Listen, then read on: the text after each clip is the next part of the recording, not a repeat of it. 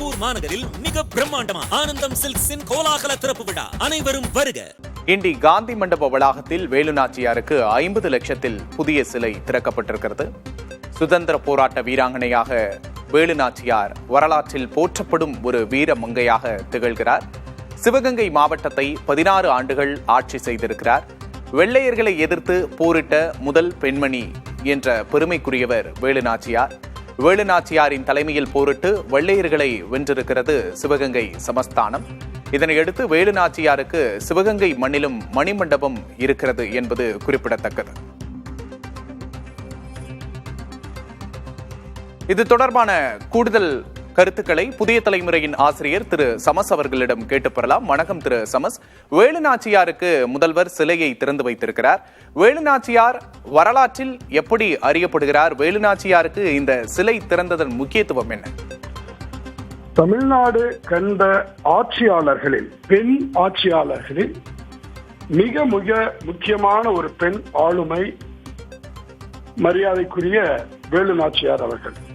வேலுநாச்சியாரை பற்றிய முதன்மை அடையாளம் எதுவென்றால், பிரிட்டிஷாருக்கு எதிராக இந்திய துணைக்கண்டத்தில் ஆயுதம் ஏந்தி போரிட்ட முதல் பெண் அவர் என்பதாகும். பொதுவாக நமக்கு இந்த நினைவு வரலாற்றிலிருந்து உருவாக்கப்படலாம்.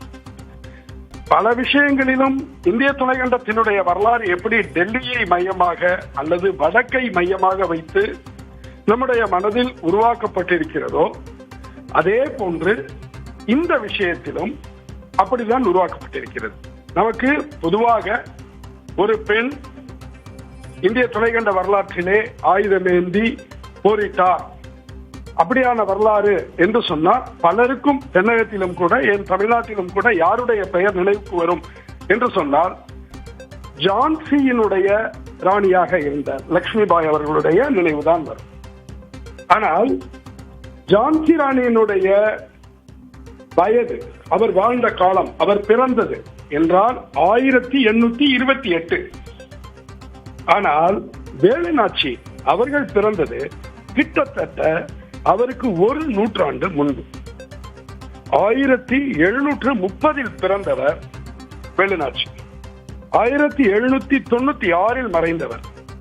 ஒரு விஷயத்தை சொல்ல வேண்டும் என்றால், பிரிட்டிஷாருக்கு எதிரான ஒரு பெரும் கழகம், ஒரு பெரும் போராட்டம் நாடு தழுவி ஆங்காங்கே வெடித்து ஒரு பெரும் கவனத்தை ஈர்த்ததெல்லாம் 1858 என்பதை இந்திய வரலாற்றை உற்று நோக்கி வாசித்தவர்கள் அறிந்து கொண்டிருப்பார்கள். தமிழ்நாட்டிலே நடந்த இந்த கழகம், இவர் முன்னெடுத்த போர், இவையெல்லாம் அதற்கு பல காலம் முன்பே நடந்தது. ராமநாதபுரம் மன்னருக்கு ஒரே பெண் வாரிசாக பிறந்தவர் வேலுநாச்சி. அதனால் அடிப்படையிலேயே அவர் ஒரு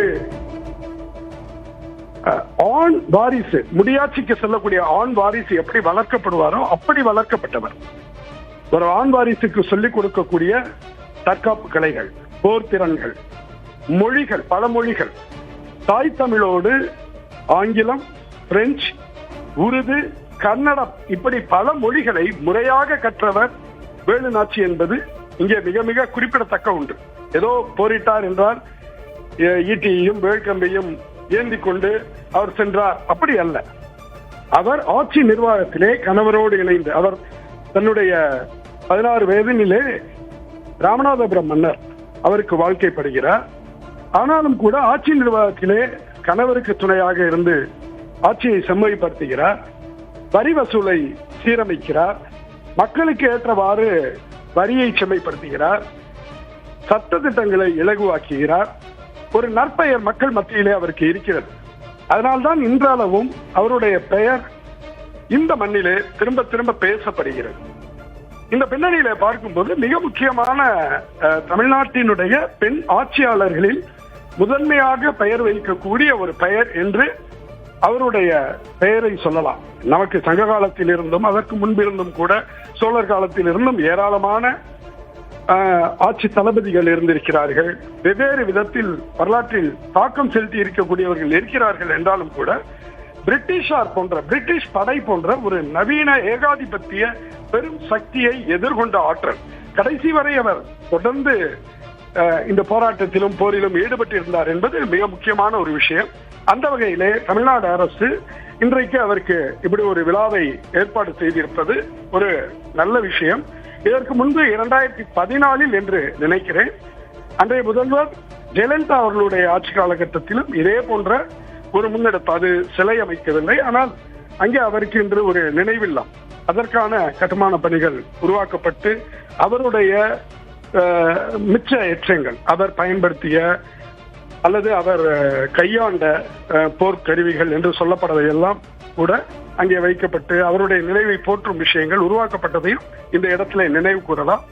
அந்த வகையில அதிமுக ஆட்சியில் ஒரு காரியம் நடத்தப்பட்டது. இப்போது திமுக ஆட்சியில் திரு மு.க. ஸ்டாலின் அவர்கள் காலகட்டத்திலே இந்த பணி நடைபெறுகிறது. இது ஒரு மிக முக்கியமான பொருத்தப்பாட்டுடன் இணைத்து பார்க்கப்பட வேண்டியது.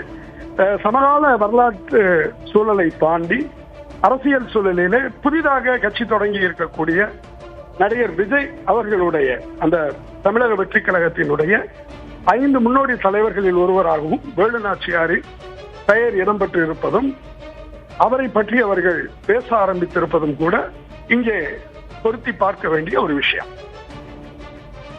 நிச்சயமாக திரு சமஸ், வேலு நாச்சியாரின் புகழையும் வரலாற்று முக்கியத்துவத்தையும் எடுத்துரைத்தமைக்காக நன்றி. திருப்பூர் மாநகரில் மிக பிரம்மாண்டமா ஆனந்தம் சில்க்ஸின் கோலாகல திறப்பு விழா, அனைவரும் வருக.